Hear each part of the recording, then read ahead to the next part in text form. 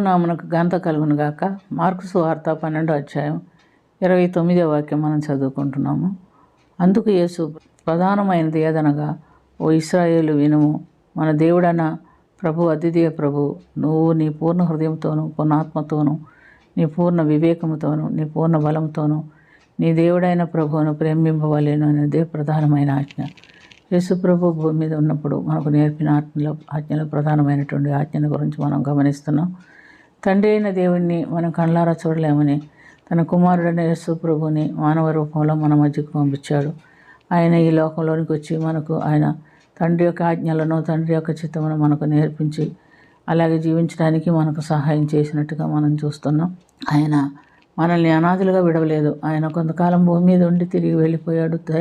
ఆయన అన్నాడు, నేను నా తండ్రి అదికి వెళ్ళటం మంచిది, నేను వెళ్ళిన తర్వాత మీకు ఆదరణకర్తను పంపిస్తానని చెప్పినట్టుగా మనం చూస్తున్నాం.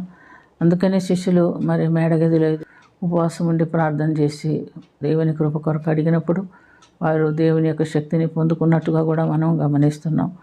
కాబట్టి ప్రియమైనటువంటి దేవులారా, ద్వితీయోపదేశకాండంలో ఆయన ఏం చెప్తున్నాడంటే, కాబట్టి ఇశ్రాయేలు నీ దేవుడైన యెహోవాకు భయపడి ఆయన మార్గములన్నిటిలో నడుచుచు ఆయన ప్రేమించి నీ దేవుడైన యెహోవాను పూర్ణ హృదయ మనసుతోనూ పూర్ణాత్మతోనూ సేవించి నీ మేలు కొరకు నేడు నేను నీకు ఆజ్ఞాపించుచున్న యెహోవా ఆజ్ఞలను కట్టడలను అనుసరించుటే అంతే కాక మరి ఏమి నిన్ను అడుగుతున్నాడు అని ఇక్కడ మనం ద్వితీయోపదేశకాండంలో చూస్తున్నాం. 4 నుంచి 9 వరకు కూడా మనం చూస్తే, ఇశ్రాయేలు వినుము, మన దేవుడైన యెహోవా ద్వితీయుడైన యెహోవా నీ పూర్ణ హృదయంతోనూ నీ పూర్ణ ఆత్మతోనూ నీ పూర్ణ బలంతోనూ నీ దేవుడైన యెహోవాను ప్రేమించుట అనేదే ప్రధానమైన ఆజ్ఞ. నేడు నేను నీకు ఆజ్ఞాపించి మాటలు నీ హృదయంలో ఉండవలేను. నీ కుమారులకు వాటిని అభ్యసింపచేసి నీ ఎండ కూర్చున్నప్పుడు, లేచినప్పుడు, నడిచినప్పుడు, పండుకున్నప్పుడు వాటిని గురించే మీరు మాట్లాడుకొనవలేను అని చెప్తున్నట్టుగా మనం చూస్తున్నాం. సూచనగా వాటిని నీ చేతికి కట్టుకొనవలేను, నీ కనుల నడుమున వార్షికముగా అవి ఉండవలేను అని మనం గమనిస్తున్నాం.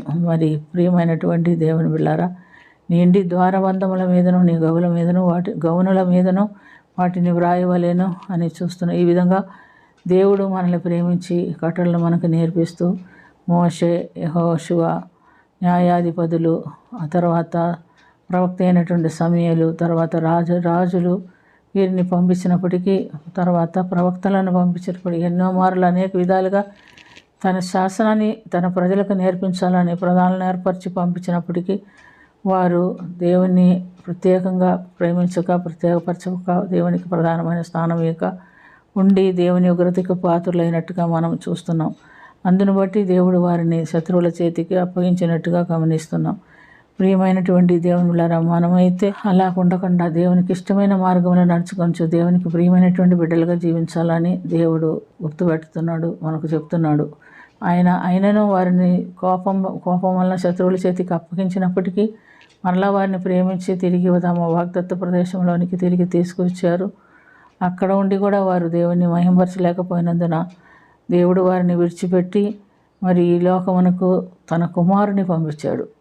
నశించిపోయే ఆత్మల విషయమై తన ఏకైక కుమారుని లోకమునకు పంపించి మన కొరకు ఆయన సిలువ మీద ప్రాణం పెట్టి మన పాపముకు పరిహారం చేసి తండ్రితో మనకున్న సంబంధం తిరిగి నిలబెట్టినట్టుగా చూస్తున్నాం.